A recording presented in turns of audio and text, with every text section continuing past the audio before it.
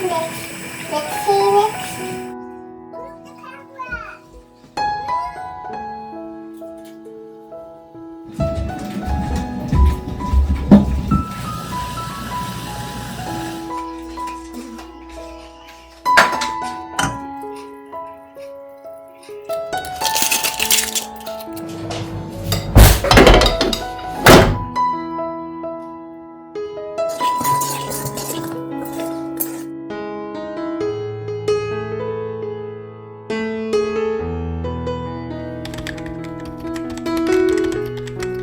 Hi everyone, नमस्कार, सलाम, सत श्री अकाल। Welcome back to Deeps all in one channel.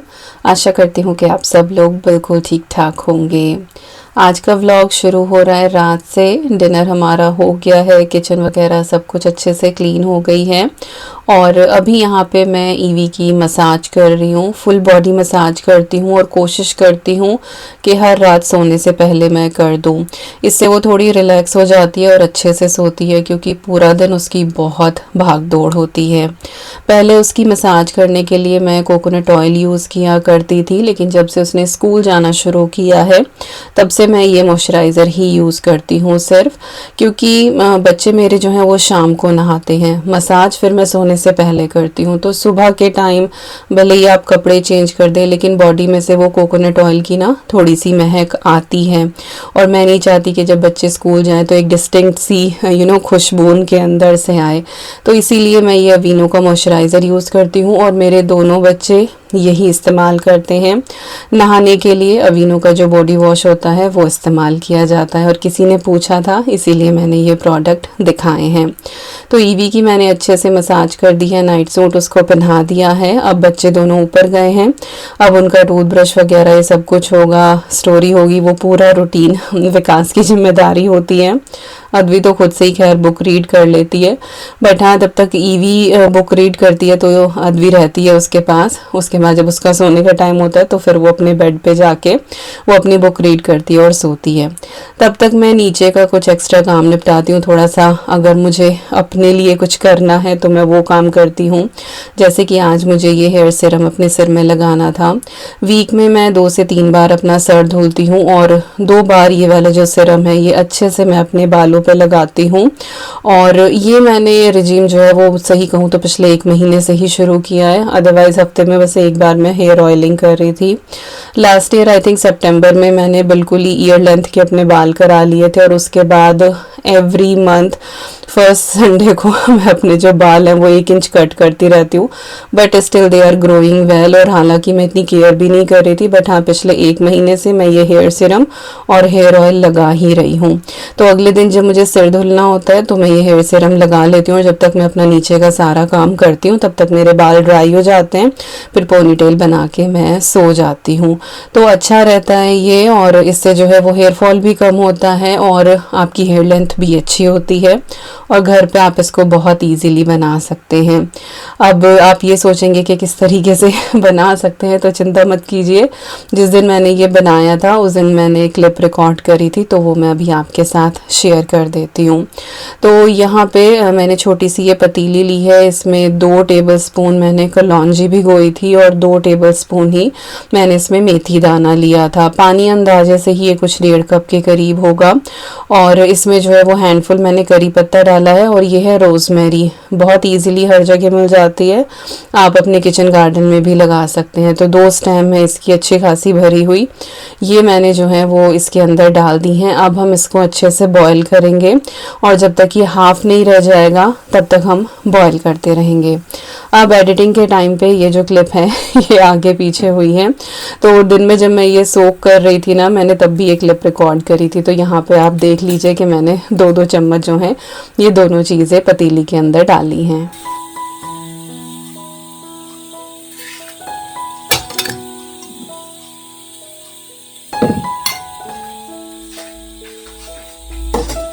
तो 6-7 घंटे इसको सोक करके रखना पड़ता है और उसके बाद फिर ये बॉइलिंग वाला प्रोसेस हर्ब डाल के हमें करना है।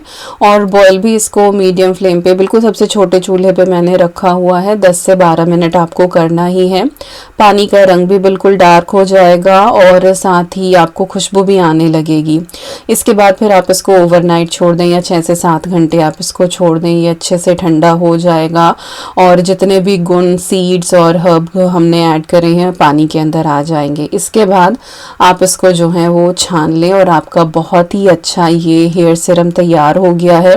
और अगर आपको डैंड्रफ की प्रॉब्लम रहती है ना तो वो भी इससे सही हो जाएगी। अब जो ये बाकी बचा हुआ मटेरियल है इसका क्या करें, तो इसको फेंकना नहीं है, स्टेम्स निकाल लें। रोजमेरी के पेटल्स इसके अंदर हैं, इसको अच्छे से आप पीस लें और इसकी कंसिस्टेंसी एडजस्ट करने के लिए थोड़ी सी इसमें दही मिला के आप हेयर पैक बना के अपने बालों के ऊपर लगाएं। आधे घंटे के लिए छोड़ दें और उसके बाद फिर नॉर्मल शैम्पू से जैसे आप हेयर वॉश करते हैं आप वैसे कर लें। या फिर अगर आप अंडा वगैरह यूज़ कर लेते हैं तो दही के प्लेस पे आप एक अंडा भी उसके अंदर मिक्स कर सकते हैं ग्राइंड करने के बाद। और कुछ भी इसमें वेस्ट नहीं जाता है और आपके बाल बहुत शाइनी और स्मूथ हो जाएंगे। तो ये सीरम हो गया हमारा रेडी और इसको हमें स्टोर करना है फ्रिज के अंदर। फ्रिज के अंदर ये आराम से 1 महीने तक चल जाता है, कोई भी दिक्कत नहीं होती। मैं और अद्वी हम दोनों ही यूज़ करते हैं। अब आ जाते हैं आज के करंट टाइम में। और धनिया ढेर सारा हो रहा था बाहर, तो ये सारा कट करके लेकर आए थे विकास और उन्होंने सारा ही एक्चुअली ये धो के रख दिया। तो मुझे कुछ जो है वो सब्जी के लिए भी चाहिए था, तो यहाँ पे इसको ऐसे ही खोल के कि इसका पानी अच्छे से ड्राई हो जाए मैंने इसको तौलिए के ऊपर फैला दिया है और इसको फिर मैं स्टोर कर लूँगी फ्रिज में सब्जी वगैरह के लिए। बाकी की जो है वो मैं यहाँ पे चटनी बना रही हूँ।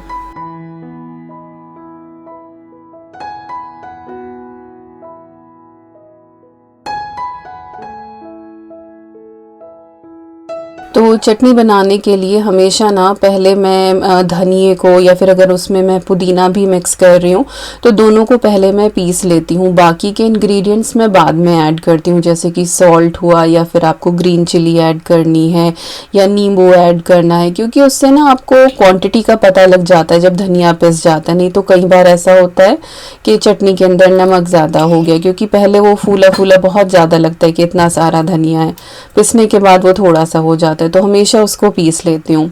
तो साहब ने जो है वो नींबू का रस निकाल दिया था, क्योंकि उसमें हाथ की थोड़ी सी मेहनत लगती है और मेरे हाथ तो खैर हैं ही माशाल्लाह बहुत ही बढ़िया। तो खैर यहाँ पे जो है मैंने इसके अंदर नमक ऐड करा है, ग्रीन चिली डाली है और 1 नींबू का रस डाला है। साथ ही इसको बहुत ही अच्छा सा ग्रीन कलर और एक बॉडी टेक्सचर देने के लिए भुना हुआ मैंने ऐड करा है चना, स्किन उसकी उतरी हुई है। आप मूंगफली भी ऐड कर सकते हैं, कैश्यू भी ऐड कर सकते हैं, मखाना भी ऐड कर सकते हैं, तो जो भी आपके पास अवेलेबल हो तो वही डाल के मैंने अपनी जो है ये बहुत ही अच्छी सी चटनी तैयार कर ली है। और 2 दिन मैं इसको ऐसे ही फ्रिज में रखती हूँ। अगर हमें पराठे वगैरह के साथ खानी है फिर जो बचती है उसको फिर मैं फ्रीज कर देती हूँ।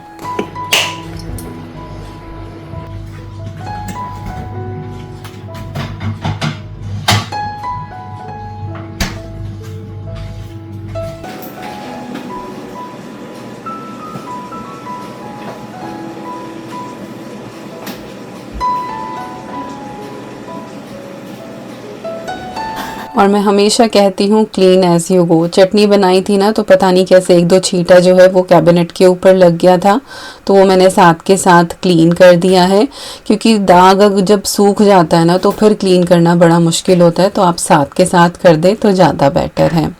इसके साथ ही आज मुझे जो है वो डोसा बैटर भी रेडी करना था। अगर ये बैटर आपके पास रेडी है तो हफ्ते के आपके इतने सारे मील्स कवर हो जाते हैं ना, टेंशन ही नहीं होती है।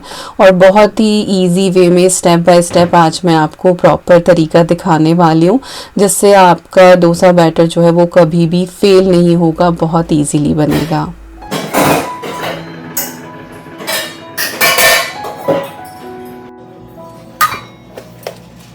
मेरे पास मेजरिंग कप हैं तो मैं उनका यूज़ कर रही हूँ, बट आप कोई भी मेजरमेंट ले सकते हैं, कटोरी ले लें या गिलास ले लें, जो भी आपके पास हो।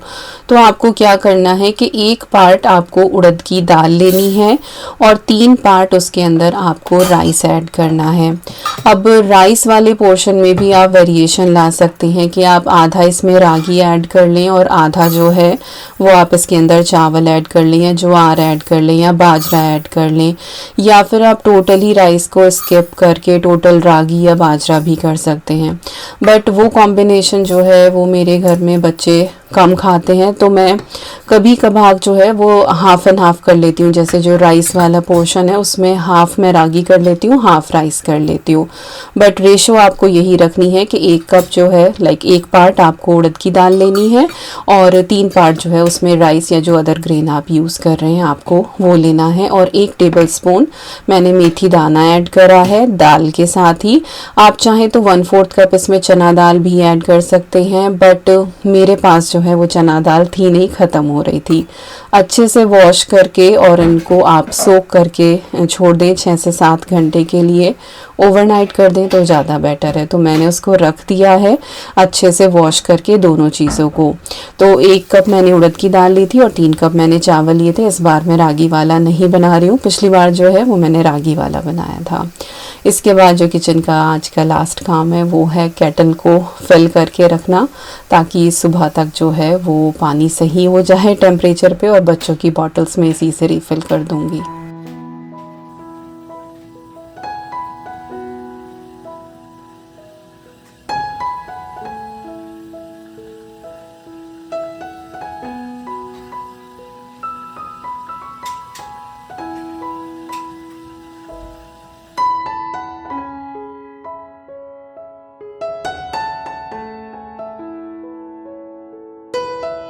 नीचे का रूम ऑलमोस्ट टाइडी ही है, क्योंकि जब ये लोग ऊपर जाते हैं तो ये सब कुछ टाइडी करके जाते हैं। बट मेरे अंदर है एक आदत, या फिर ये कहूँ कि जिस तरीके से मैं करती हूँ उस तरीके से ये नहीं कर पाते हैं। जैसे कि आप देख रहे होंगे सोफ़ा के ऊपर जो मैंने थ्रो लगाया हुआ है उसके ऊपर थोड़ी सी क्रीज थी, तो मैं वो क्रीज ख़त्म करती हूँ, एक बार कुशन से थोड़ा झाड़ देती हूँ, तो बस मुझे थोड़ी सी तसल्ली हो जाती है। और हमेशा जो है वो सोने जाने से पहले मैं एक बार हर कमरे में नज़र डाल लेती हूँ कि हाँ सब कुछ टाइडी है क्या, क्योंकि सुबह उठ के ना फिर एकदम से शॉक लगता है कि हाँ ये सब अब मुझे टाइडी भी करना है। So all done now.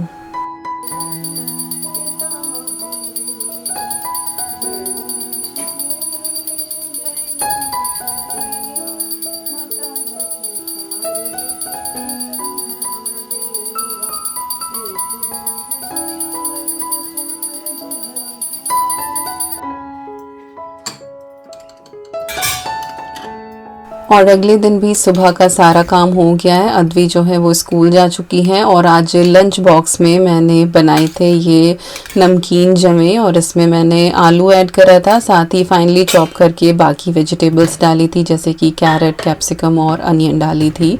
तो वो फाइनली चॉप करके मैं डालती हूँ चॉपर में।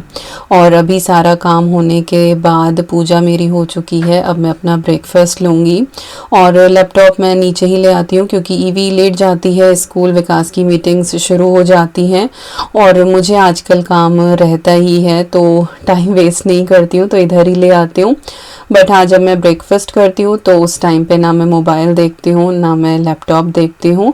बस ये है कि बाहर देखते हुए गार्डन की तरफ और अच्छा सा व्यू एंजॉय करते हुए मैं अपना ब्रेकफास्ट करती हूँ। So that's called mindful eating. आप खाने को देखते हैं, उसे निहारते हैं, उसकी ब्यूटी को, और खाना खाने में भी अच्छा लगता है और बहुत स्लो पेस में मैं अपना खाना एंजॉय करती हूँ। तो ब्रेकफास्ट मेरा हो गया है, थोड़ी सी देर मैंने पढ़ाई करी और यहाँ पे देखिए हमारी जो दाल है और जो चावल हैं वो बहुत अच्छे से सोख हो गए हैं।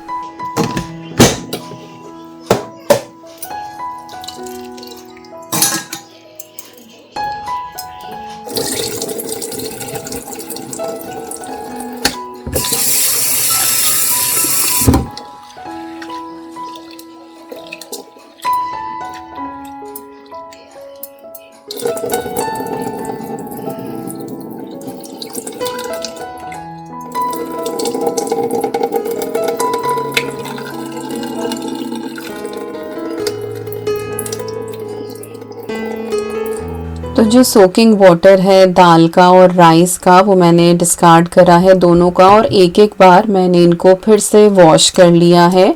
और इसके बाद अब मैं इनको ग्राइंड करने वाली हूँ।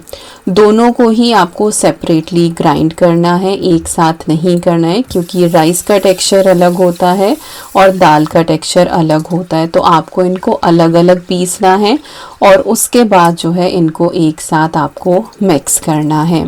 तो सबसे पहले जो है मैंने राइस को यहाँ पे पीसा है।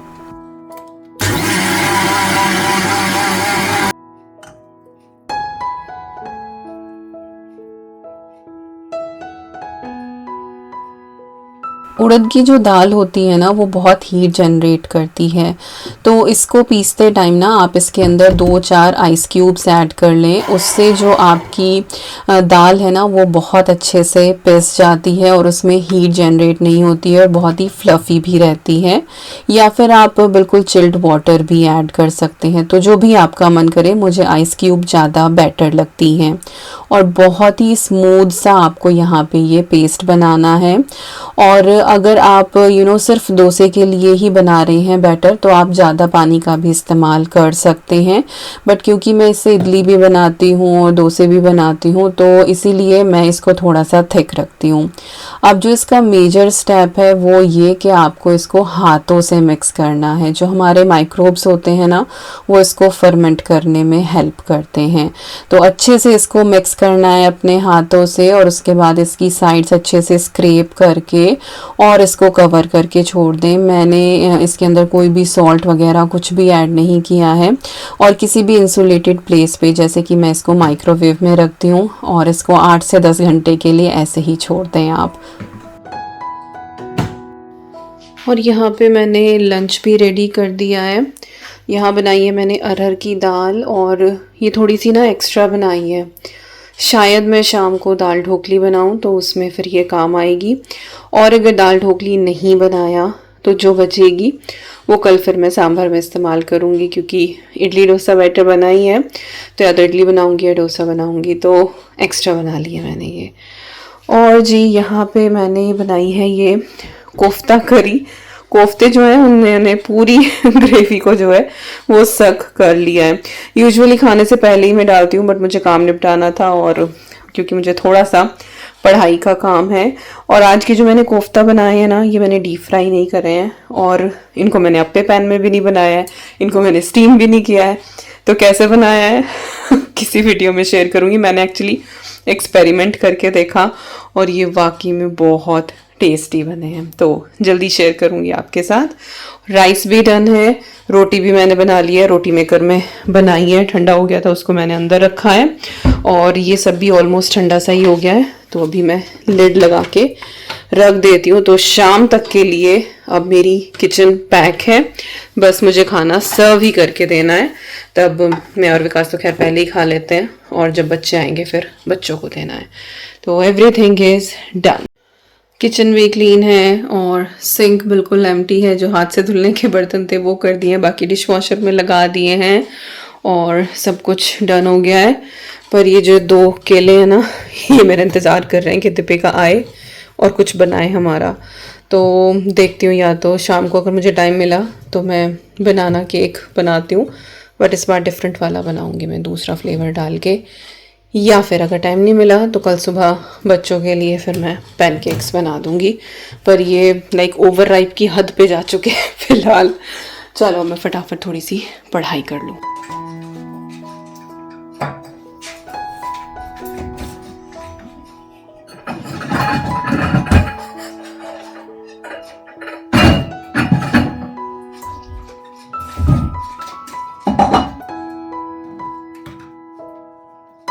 तो फाइनली मुहूर्त आ ही गया बनाना केक बनने का, और मैंने सोचा कि चलो छोटे छोटे से मफ़िन्स कपकेक जो होते हैं वो बना लेती हूँ। तो सबसे पहले जो है मैंने अपने गैजेट्स इकट्ठे करे, और मिक्सिंग बोल चाहिए, मेजरिंग कप्स चाहिए, बेकिंग के लिए ये बहुत इसेंशियल है। और जब भी आप बेकिंग करनी शुरू करें ना या बैटर बनाना शुरू करें तो आपका जो केक टिन होता है या मोल्ड होता है वो आप रेडी करके रखें। जैसे कि आज मैं कपकेक्स बनाने वाली हूँ तो मेरे पास जो ये कपकेक की ट्रे है इसमें मैंने लाइनर्स लगा लिए हैं। आप चाहें तो इसको जो है वो ऑयल से स्प्रे भी कर सकते हैं। और इसी टाइम पे मैंने अपना जो अवन है वो भी प्री हीटिंग पे लगा दिया था। अगर आप कढ़ाई में बेक कर रहे हैं तो कढ़ाई के अंदर जो है वो सैंड या फिर नमक डाल के और स्टैंड लगा के उसको भी स्लो हीट पे आप गर्म होने के लिए रख दें।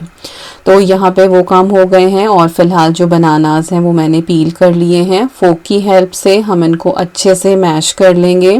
कोई भी मोटा ग्रेन इसके अंदर नहीं होना चाहिए, बिल्कुल बारीक सा आप कर लें।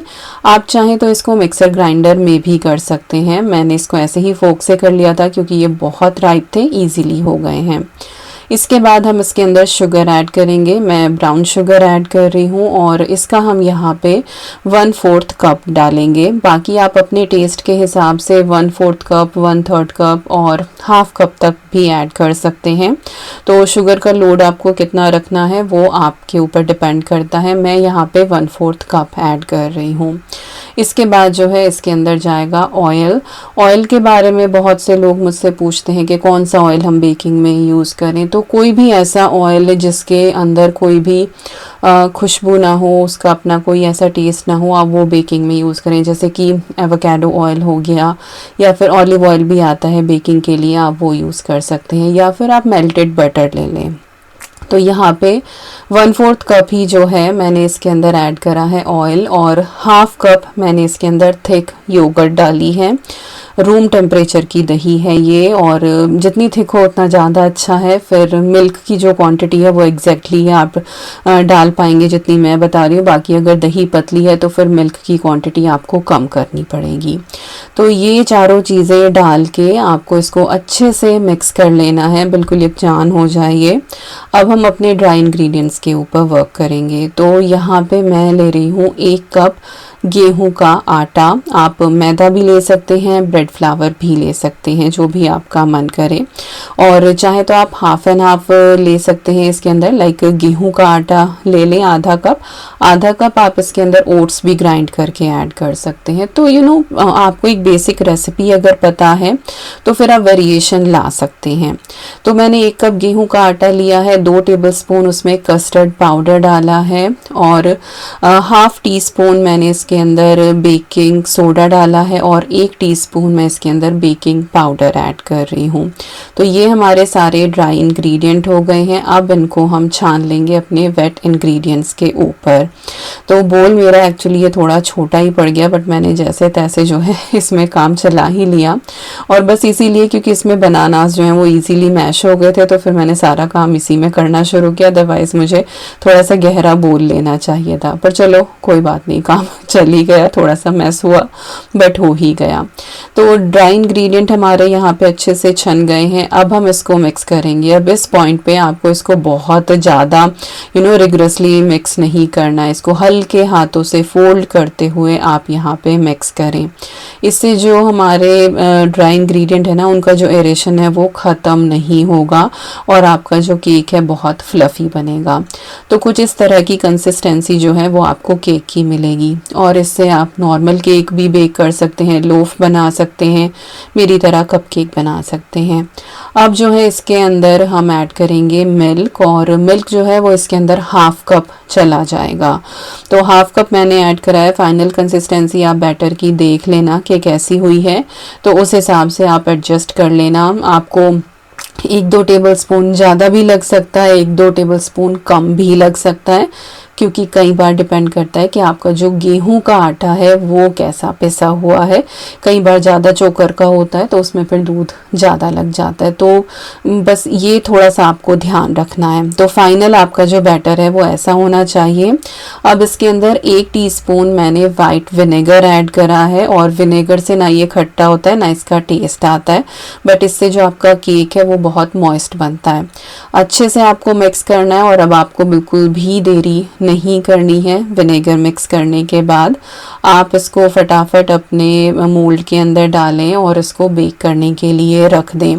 तो यहाँ पे 1/4 कप का मैंने मेजरमेंट लिया है और इससे मैं इन लाइनर्स को फिल कर रही हूँ। इसको 170 डिग्री सेल्सियस पे 12 से 15 मिनट के लिए आपको मिडल रैक पे बेक करना है।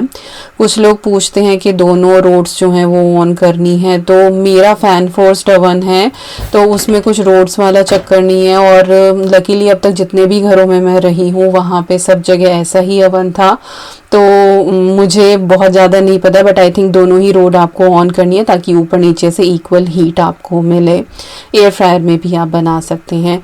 तो एग्जैक्टली 14 मिनट्स में मेरे जो कप केक्स हैं वो रेडी हो गए थे। इनको निकाला, थोड़ा सा ठंडा किया, इसके बाद मैं इनको निकाल के कूलिंग रैक के ऊपर रख रही हूँ ताकि ये नीचे से ठंडे हो। थोड़ा सा बैटर बचा था तो मैंने रेमिकन में डाला था, तो वो बिल्कुल आसानी से निकल आया। और देखो कितना फ्लफी यहाँ पे हमारा ये बनाना मफिन तैयार हुआ है, कस्टर्ड वाला।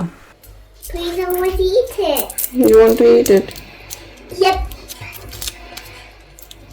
You decorated. You decorated. No, I'm not decorating it. Please. Please. I want to decorate it. Yeah, when they will cool down, then I'll decorate it. Whoa, big. What color? तो हमारी EV madam को जो है वो ये cup cake decorate कराने थे, but मम्मा ने जो है जैसे तैसे काम चला ही दिया, बहका ही दिया उसको।